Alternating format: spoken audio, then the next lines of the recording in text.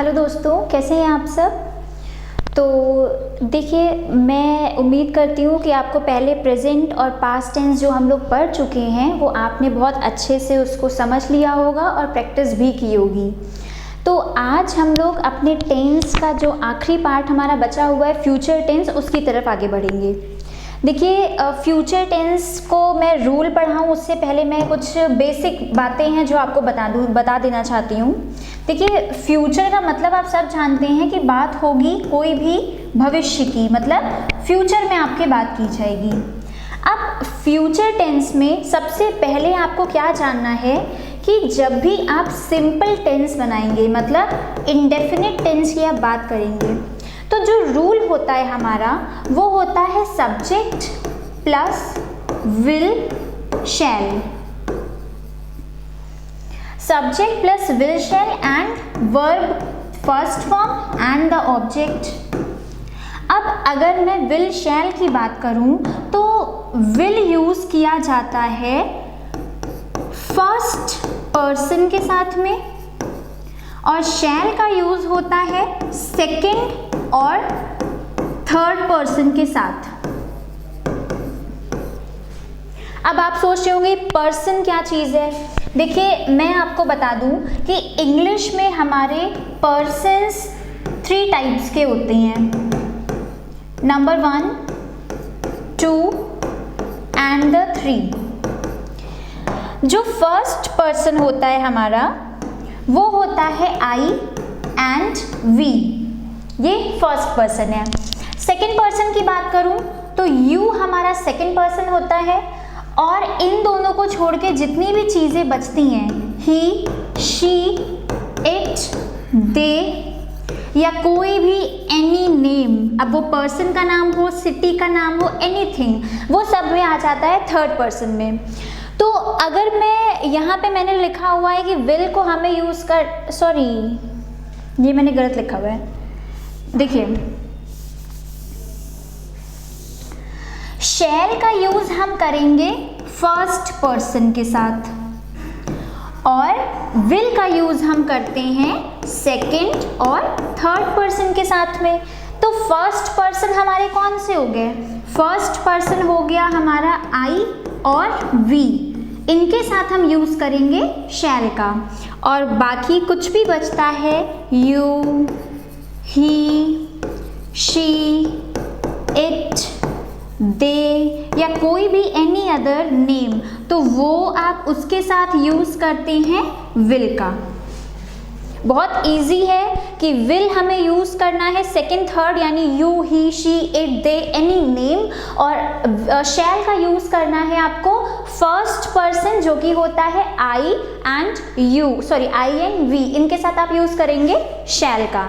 तो ये बात हो गई हमारी इंडेफिनिट यानी कि सिंपल सेंटेंसेस की। अब अगर मैं आगे मूव करूं तो सेकंड टेंस की हमारी जो कैटेगरी होती है वो होती है कॉन्टिन्यूअस। तो कॉन्टिन्यूअस टेंस में कुछ नहीं करना है, आपको सिर्फ विल शैल के साथ लगा देना होता है बी, यानी कि will be and shall be. और क्योंकि you are talking about continuous tense, तो जब भी कॉन्टिन्यूटी की बात की जाती है तो वर्ब की आती है वहां पर आईएनजी फॉर्म। ठीक है, अब अगर मैं नेक्स्ट कैटेगरी पर आऊं तो नेक्स्ट कैटेगरी हमारी कौन सी है? परफेक्ट, मतलब जब काम का कंप्लीट होना पाया जाएगा इन फ्यूचर, तो वहां पे आप क्या यूज करेंगे? Subject plus will have and shall have. Will शैल का यूज आपका पहले की तरह ही होगा, मतलब शैल आपका आई और वी के साथ, विल आपका बाकी अदर के साथ, और यहाँ पे आ जाती है वर्ब की third form. Will have third form, shall have third form. Next की बात करें तो नेक्स्ट हमारा कौन सा है? परफेक्ट कॉन्टिन्यूअस टेंस, मतलब हमें लेनी है परफेक्ट टेंस की हेल्पिंग वर्ब और कॉन्टिन्यूअस से हम लेंगे वर्ब की आईएनजी फॉर्म, विल शैल। ठीक, अब देखिए रूल क्या बनता है। यहाँ पे विल शैल हैव लगेगा और जब भी आप परफेक्ट की हेल्पिंग वर्ब को वर्ब की आईएनजी के साथ कनेक्ट करते हैं तो बीच में क्या लगा देते हैं, बीन लग जाता है। तो यहाँ पे क्या हो जाएगा, subject plus will shall plus have been and the ING form of the verb. तो ये बेसिक रूल्स थे फ्यूचर टेंस के, जो अगर आपको पता होते हैं तो आगे रूल्स को फॉर्मेशन में आपको उसमें कोई कहीं पर भी कोई दिक्कत नहीं आएगी। तो अब हम लोग आते हैं हमारे रूल्स की तरफ। देखिए क्या लिखा हुआ है यहाँ पर फ्यूचर टेंस की अगर मैं बात करूँ तो फ्यूचर टेंस के लिए लिखा हुआ है, in this tense helping verb will shall. Shall आपको बताया मैंने आई और वी यानी कि फर्स्ट पर्सन के साथ, और विल हमें लगाना है सेकंड और थर्ड पर्सन यानी कि you, he, she, it, they, any other name, and it is followed by the first form of the verb. यहाँ तक की बात आपको क्लियर हो गई होगी। अब देखते हैं कहाँ पर यूज होता है हमारा future tense. This tense is used to express an action which has not happened yet। क्योंकि आप जब फ्यूचर की बात करोगे, अगर आप सोच रहे हो कि आपको एयरफोर्स में या इंडियन आर्म्ड फोर्सेस में सिलेक्शन लेना है, तो आपका सिलेक्शन तब होगा ना जब आप एग्ज़ाम दोगे, और एग्ज़ाम आप दोगे means we are talking about future, हम लोग भविष्य की बात कर रहे हैं। तो अभी हमारा सिलेक्शन नहीं हुआ है, हम सिलेक्शन होने के लिए उसमें वर्क कर रहे हैं, स्टडी कर रहे हैं। तो हम फ्यूचर टेंस में जो भी काम करते हैं वो प्रेजेंट में हमारे अभी तक नहीं हुए होते हैं। Yet will happen after some time in future, मतलब कुछ टाइम बाद आपको सिलेक्शन उसमें मिलेगा। एग्जाम्पल देखिए, We shall go to the circus, हम सर्कस जाएंगे। अब वी आया, मैंने बताया आई और वी के साथ शैल और वर्ब की first form. They will not enter in our society, they third person will। Manik will stand first in the class, मतलब मानिक क्लास में फर्स्ट आएगा, आया नहीं है, और मानिक है कौन सा पर्सन, मानिक है हमारा थर्ड पर्सन। ओके आगे चलते हैं। ये देखिए आपको बहुत इजी है, कुछ नहीं है इसमें। फ्यूचर इंडेफिनिट की बात थी, मैं पिछला भी रिवाइज करा देती हूँ। प्रेजेंट इंडेफिनिट में क्या करते थे और पास्ट इंडेफिनिट में क्या करते थे। प्रेजेंट इंडेफिनिट में हम क्या करते थे, हम सब्जेक्ट के साथ वर्ब की फर्स्ट फॉर्म लगाते थे, और जब कभी भी हमारा सब्जेक्ट सिंगुलर होता था तो हम वर्ब के साथ लगा देते थे एस और ई एस।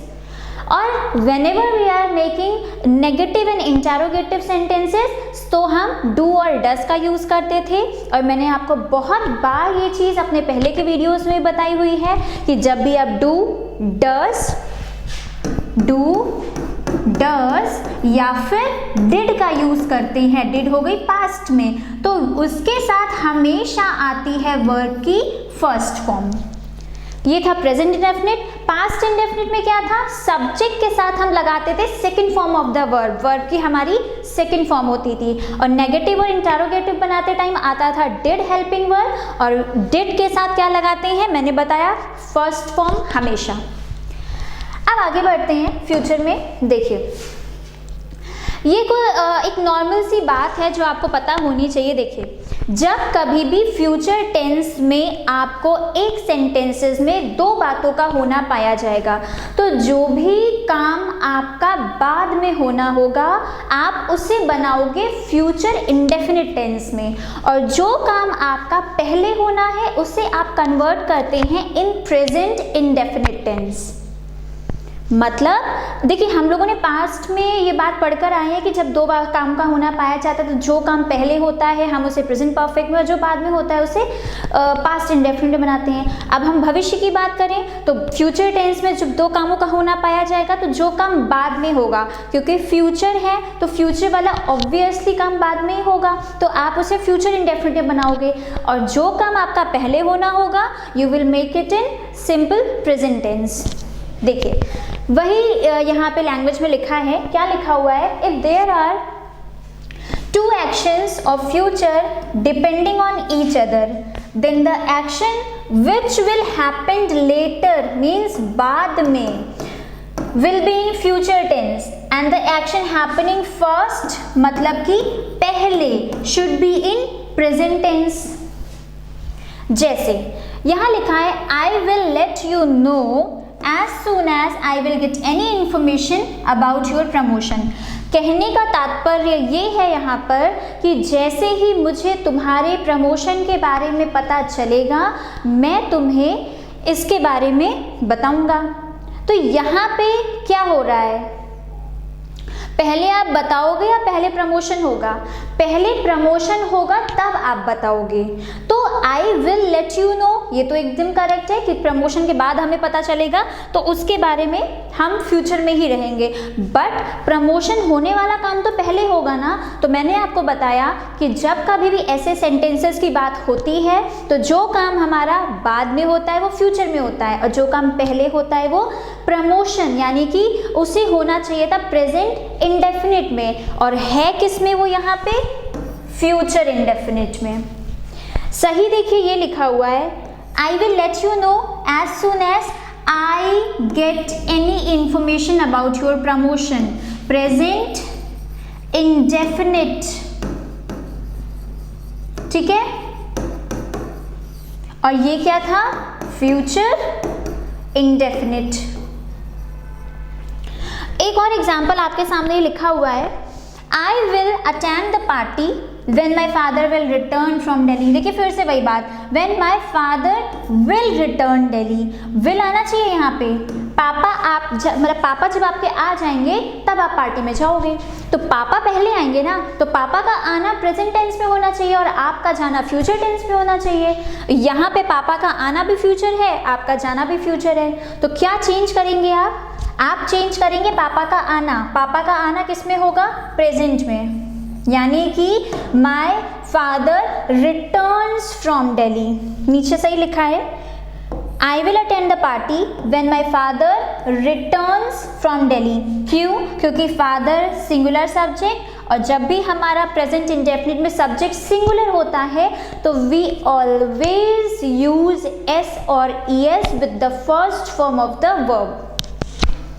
ठीक, लेट्स मूव फर्दर। देखिए क्या लिखा है, फ्यूचर इंडेफिनिट टेंस में use of shall and will to express simple future action. मतलब सिंपल साधारण वाक्यों में shall is use for the first person I and me, and will is use for the second and third person, means he, she, it, they या कोई भी आपका नाम।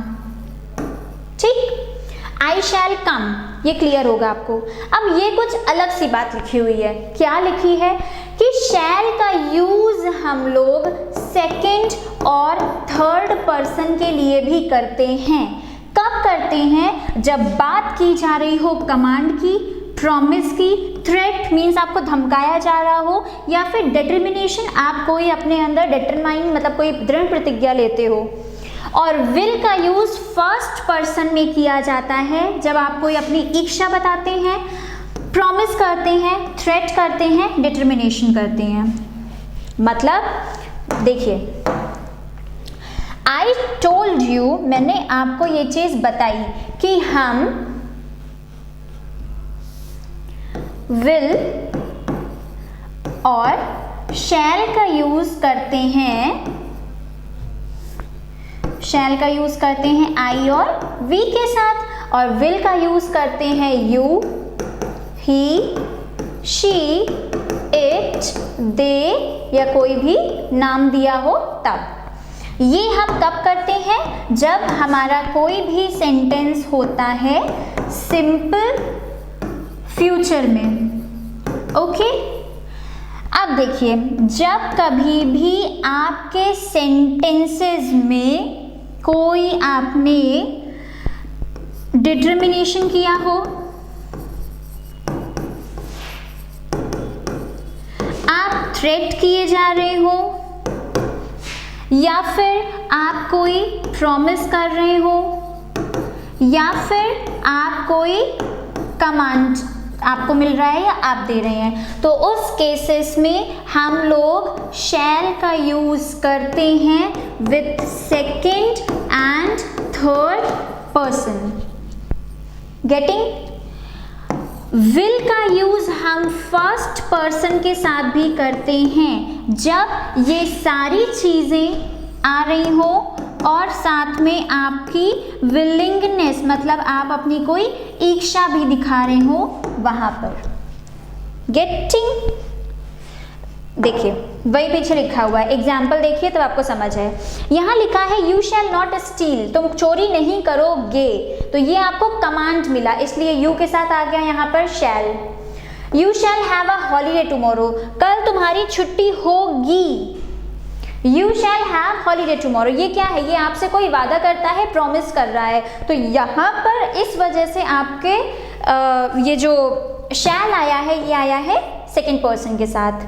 Same next भी लिखा है you shall do it for your country, आपने एक डिटर्मिनेशन किया है कि तुम्हें मतलब किसी ने आपको ये मतलब एहसास दिलाया है कि आपको ऐसा अपनी कंट्री के लिए करना होगा, तो ये क्या है, ये एक डिटर्मिनेशन है, आपको कोई दृढ़ संकल्प लिया जा रहा है, तो इस वजह से यहाँ पे यू के साथ आपका आया शैल।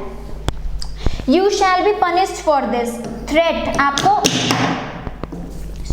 आपको धमकाया जा रहा है। I will send you my book, मैं तुम्हें अपनी किताबें भेज दूंगा या दूंगी, ये हम अपनी इच्छा से कह रहे हैं, विलिंगनेस है। ठीक, अब आप सोचोगे सेंटेंस पढ़ के मुझे समझ कैसे आएगा, सारे सेंटेंसेस तो हमें लगता है नॉर्मल हैं या सारे सेंटेंसेस में लगता है कमांड है, विलिंगनेस है या डिटर्मिनेशन है, तो वहाँ पे ऐसे इजी सेंटेंस नहीं आएंगे। सेंटेंसेस में कोई ना कोई ऐसी बात ज़रूर दी होगी जिससे आप ये क्लासीफाइड कर दो कि सेंटेंस आपका सिंपल में बात की जा रही है या फिर ये जो एक्सेप्शनल केस हमने पढ़ा है उसमें बात की जा रही है। अब हम आते हैं फ्यूचर कंटिन्यूअस पे। विल बी, शैल बी, मतलब फ्यूचर कॉन्टिन्यूअस से विल और शैल के साथ आ जाता है बी और वर्ब की ING form. Future continuous tense is used to express ongoing और कंटिन्यूड एक्शन इन फ्यूचर, कि फ्यूचर में कोई भी काम जो आपका कंटिन्यू रहना होगा उसके लिए आप बात करते हैं फ्यूचर कॉन्टिन्यूअस टेंस में। I shall not be studying at this time tomorrow, मैं कल इस समय पढ़ा नहीं रहा होऊंगा, तो यहाँ पे क्या है, होने वाला वो चीज़ कल है फ्यूचर में और वो कल फ्यूचर में कंटिन्यू रहेगी, मैं कल इस समय आपको पढ़ा रही होंगी। I shall be studying you tomorrow at this time, कि वो फ्यूचर में होना है बट वो कुछ समय के लिए कंटिन्यू रहेगा। He will be enjoying his brother's marriage next month, अगले महीने वो अपने भाई की शादी में एंजॉय कर रहा होगा। The children will be fighting with one another during their school recess, कि बच्चे रिसेस के टाइम पे एक दूसरे से फाइट कर रहे होंगे, कर रहे हैं नहीं, कर रहे होंगे। ठीक है, कुछ नहीं था, बस आपको ये ध्यान में रखना है कि will be, shall be और ing form of the verb. Future perfect tense, कौन सी helping verb, will have and shall have, same I और वी के साथ, अदर्स के साथ, followed by third form of the verb. It is used to express an action which will occur in future, will be completed by a certain time in future, कि future के किसी certain time में वो complete होगा। Example देखिए, he will have completed our syllabus by next month, कि वो हम अगले महीने तक अपना सिलेबस कंप्लीट कर लेंगे। तो ये मैं दिखा रही हूँ काम का परफेक्शन एक एग्जैक्ट टाइम तक, बट इन फ्यूचर जैसे जिस हिसाब से हम पढ़ रहे हैं, हम अगले महीने तक अपना सिलेबस कंप्लीट कर लेंगे एयरफोर्स का, तो उसमें मैंने अभी सिलेबस कंप्लीट नहीं किया है, मैं एक बात आपसे कह रही हूँ जो कि कंप्लीट हो जाएगी एक एग्जैक्ट टाइम नेक्स्ट मंथ और वो चीज़ कंप्लीट हो जाएगी। ठीक, तो वो हो जाता है हमारा फ्यूचर परफेक्ट टेंस। अब आते हैं फ्यूचर परफेक्ट कॉन्टिन्यूअस पे। हेल्पिंग वर्ब ध्यान में रखनी है आपको, will have been and shall have been with the ing form of the first verb। इसमें क्या है, it is used to express a continued ongoing action that will commence at a fixed time, will continue for a some time in future। मतलब future perfect tense का use किया जाता है किसी भी काम को फ्यूचर में एक निश्चित समय से शुरू होकर के कुछ समय लगातार होते रहते तक वो खत्म हो जाएगा, तो ये होता है future perfect continuous tense. For example, Madhu will have been going to electricity office for 3 weeks. Madhu अगले 3 महीने तक वो इलेक्ट्रिसिटी ऑफिस जाती रहेगी। तो मधु वो काम मतलब जाती रहेगी 3 वीक्स तक, स्टार्ट करेगी 1 वीक से और तीसरे वीक तक वो लगातार जाती रहेगी। तो ये हो गया हमारा फ्यूचर परफेक्ट कॉन्टिन्यूअस। तो यहाँ तक ये हमने बात कर ली फ्यूचर, प्रेजेंट, पास्ट की, बहुत डिटेल में और बहुत अच्छे से, कुछ भी ऐसा नहीं बचा है जो आपका छूटा हो।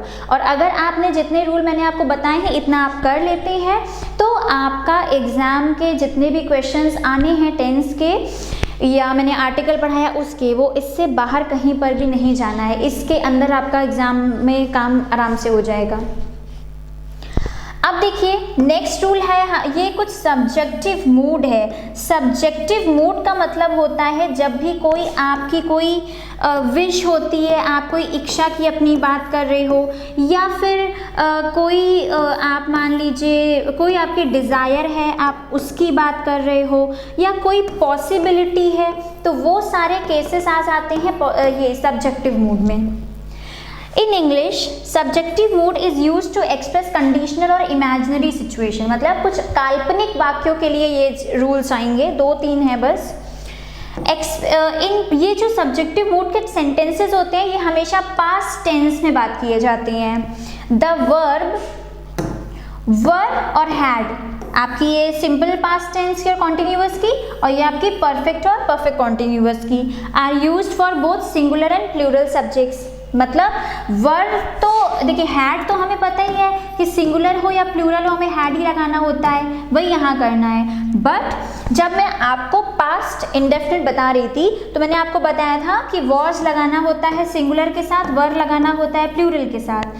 अब जब भी हम इमेजिनरी बात करेंगे तो हम वर लगाएंगे या सिंगुलर के साथ भी और प्लूरल के साथ भी। एग्जाम्पल देखिए, if I were the prime minister, अगर मैं प्राइम मिनिस्टर होती, I would improve the standard of education, मैं शिक्षा का स्तर कुछ इम्प्रूव करती। तो यहाँ पे मैं अगर प्राइम मिनिस्टर होती, यहाँ पे मैंने एक अपनी इच्छा जताई है, एक इमेजिनेशन के बारे में आपको बताया है, इसलिए यहाँ पे आई वर आया है। जबकि आई के साथ आप सोचो सिंगुलर है वॉज आना चाहिए, लेकिन नहीं, क्योंकि यहाँ पे इमेजिनरी बात की जा रही है इसलिए यहाँ पर आया है क्या, वर। आगे देखते हैं, आगे क्या लिखा है, इफ आई वर ही, मतलब ये भी एक एग्जाम्पल है, I would have taught those cheat lesson, कि अगर मैं वो होती तो मैं उन लोगों को सबक ज़रूर सिखाती। तो ये मैंने एक अपनी डिज़ायर रखी, इच्छा रखी। It is use to express wishes, जैसा पढ़ के आए हम लोग, I wish it were still in use. अब देखिए इट क्या है, वर आया, आई विश मतलब मैं काश ऐसा होता कि ये अभी भी यूज़ में होता। सजेशन के लिए यूज़ किया जाता है, I suggest that he studied medicine, I suggest that he studied medicine, कि मैं ये आपको सलाह देती कि आप मेडिकल पढ़ें। सेंटेंसेस कंटेनिंग, जब भी आपको एज इफ और एज दो दिख जाए तो भी वो हमारा सब्जेक्टिव मूड का ही सेंटेंस होता है, मतलब पास्ट में बात होगी। जैसे he behaves as if he were the chairman of the company, कि वो ऐसे बिहेव करता है जैसे वो खुद ही चेयरमैन है कंपनी का। तो as if या as तो आपको दिख जाएगा तो भी आप वहाँ पे बात करोगे पास्ट में, और सिंगुलर हो या प्लूरल हो हमेशा आएगा वहाँ पर आपका वर। तो इसी के साथ हमारा टेंस का सफ़र यहाँ ख़त्म होता है। हमने प्रेजेंट, पास्ट, फ्यूचर और कम से कम 3 से 4 बार मैंने आपको रिकॉल भी करा दिया है, रिवाइज भी करा दिया है। तो भूलने की कोई भी गुंजाइश यहाँ पर आपकी नहीं रह जानी चाहिए। और अगर थोड़ी बहुत है भी कि आपको लगता है कि नहीं मुझे नहीं समझ आया, तो आप उसको रिवाइज करिए, क्योंकि सिलेक्शन आपका ज़्यादा से ज़्यादा पढ़ने से नहीं होता है। आप जितना पढ़ रहे हो आप उसको कंफर्म करते चलो, उसको बार बार रिवाइज करो, तब जाकर आपका सिलेक्शन कंफर्म हो पाएगा। तो आपने जो भी चीज़ें पढ़ ली हैं आप उसे रिवाइज करते रहिएगा, जो नहीं समझ आता है आप पूछिएगा।